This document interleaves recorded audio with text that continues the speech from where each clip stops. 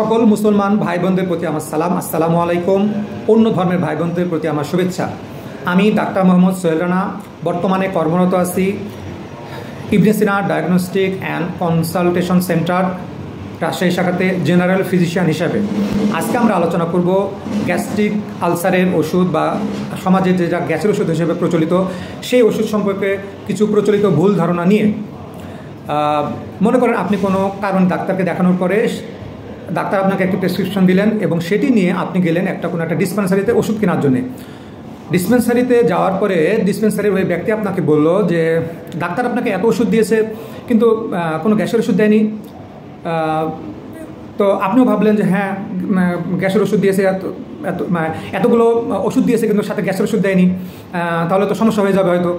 আমরা এখন এটাই আলোচনা করব যে এটা কতটুকু সত্য, অর্থাৎ প্রত্যেকটা প্রেসক্রিপশনে বা ব্যবস্থাপত্রে কি গ্যাসের ওষুধ থাকতেই হবে? সহজ ভাষায় যদি বলি, প্রত্যেকটা প্রেসক্রিপশনে গ্যাসের ওষুধ থাকতে হবে এই কথাটি সত্য নয়। তাহলে ডাক্তারেরা কখন গ্যাসের ওষুধ ব্যবহার করেন? ডাক্তারেরা গ্যাসের ওষুধ ব্যবহার করেন প্রধানত কারো যদি গ্যাস্ট্রিকের সমস্যা হয়ে থাকে তখন, বা কোনো কারণে যদি ব্যথা জাতীয় ওষুধ ব্যবহার করতে হয় অন্য কোনো রোগের জন্য, তখন সেই ব্যথার ওষুধের পার্শ্ব প্রতিক্রিয়া দূর করার জন্যে, অথবা ডাক্তার যদি কোনো কারণে রোগীকে স্টেরয়েড জাতীয় ওষুধ দেন তখন স্টেরয়েড জাতীয় ওষুধের পার্শ্ব প্রতিক্রিয়া দূর করার কারণে, এরকম আরও কিছু কারণে গ্যাসের বা গ্যাস্ট্রিক আলসারের ওষুধ ব্যবহার করা হয়ে থাকে। আমরা আলোচনা জটিল হয়ে যাবে বিধায় সেগুলো উল্লেখ করছি না। তো এরকম সুনির্দিষ্ট কিছু কারণে ডাক্তারেরা প্রেসক্রিপশনে গ্যাসের ওষুধ লিখে থাকেন।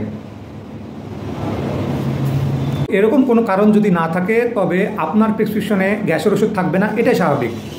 আপনি জানেন কি যে দিনের পর দিন, মাসের পর মাস অতিরিক্ত পরিমাণে ব্যথার ওষুধ ব্যবহার করলে যেমন কিডনি রোগ হতে পারে, ঠিক একইভাবে দিনের পর দিন, মাসের পর মাস অতিরিক্ত পরিমাণে গ্যাসের ওষুধ খেলেও ঠিক একইভাবে আপনার কিডনি রোগ হতে পারে।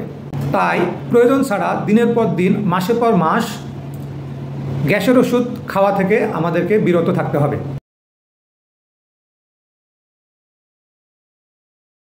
এখন আমরা আলোচনা করব, আমরা আমাদের আশেপাশে দেখি যে কারো কোনো গ্যাসের সমস্যা হলে ডিসপেন্সারি থেকে গ্যাসের ওষুধ কিনে খায়, এটা কতটা যৌক্তিক?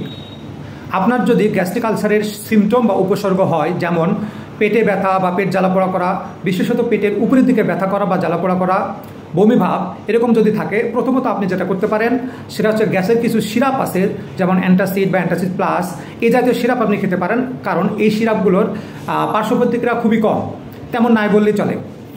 আর এতে যদি আপনার সমস্যা দূর না হয় তাহলে আপনি আমাদের বাজারে যে প্রচলিত গ্যাসের ট্যাবলেট বা ক্যাপসুল রয়েছে, এগুলো আপনি 1 বা 2 দিনের জন্য খেতে পারেন। এতেও যদি আপনার সমস্যার সমাধান না হয়, অবশ্যই আপনি একজন রেজিস্টার্ড MBBS ডাক্তারকে দেখাবেন। নিজে নিজে দিনের পর দিন গ্যাসের ওষুধ খাওয়া কখনোই বুদ্ধিমানের কাজ নয়।